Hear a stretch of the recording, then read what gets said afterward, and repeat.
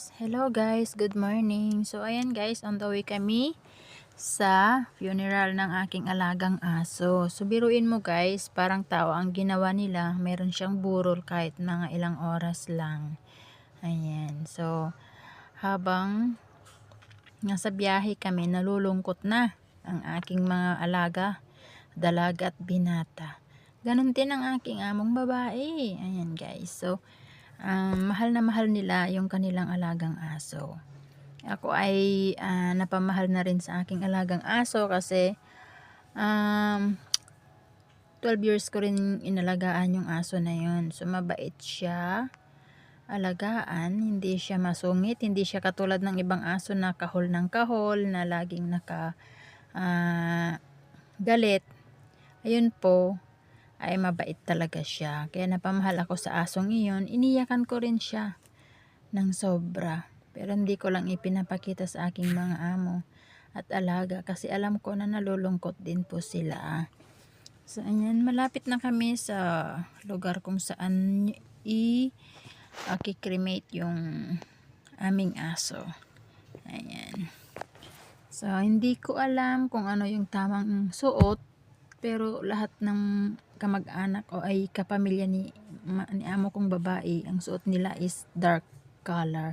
So ako lang yung nag-pink. Hindi ko alam kung tama ba yung suot ko o mali. Kasi wala naman siyang sinabi. Tinitignan niya yung kulay ng damit ko, pero okay lang naman din siguro yun. Wala naman siyang sinabi na bawal. So ayan guys, habang nasa biyahe kami, wala kaming imik dyan sa loob. Lahat kami tahimik. Ay, nag-iisip, nalulungkot kasi huling sulyap na namin sa aming mahal na alagang aso. So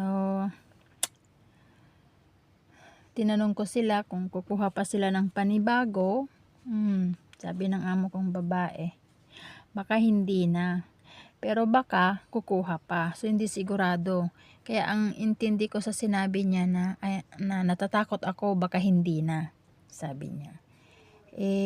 Yun, wala na nga, hindi na nga sila kukuha kasi lahat ng gamit ng alaga kong aso ay i-donate na nila lahat sa anuhan ng aso. Ayan. So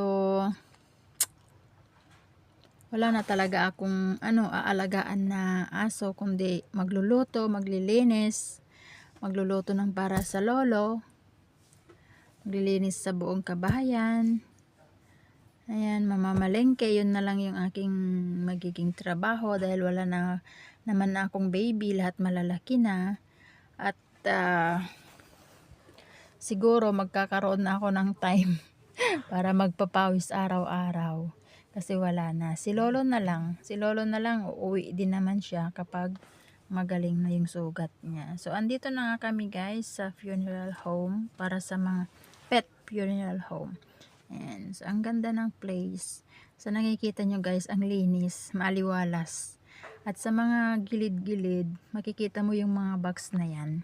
Yung mga box na yan, yung mga mayayaman, dyan nila inilalagay, iniiwan yung mga alaga nilang aso. Yung mga abo ng kanilang mga alagang aso, pusa, ganyan. Kung anong klaseng hayop yung alaga nila na namatay, na cremate nila, dyan nila itinatago. Kasi mahal magpalibing dito guys.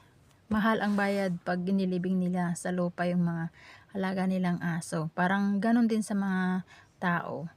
Ayan.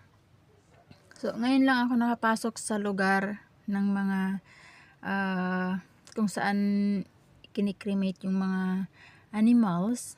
So ganito pala yun guys, may mga box pala sila dyan talaga na nakalagay na kung saan nila ilalagak yung labi o yung abo ng kanilang mga alaga.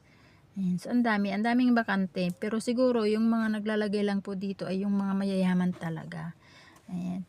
Pero yung alaga kong aso siguro baka hindi yan nila ilalagay dyan, o baka pagsamahin yung abo ni lola at abo ng aso para magkasama sila sa iisang lugar.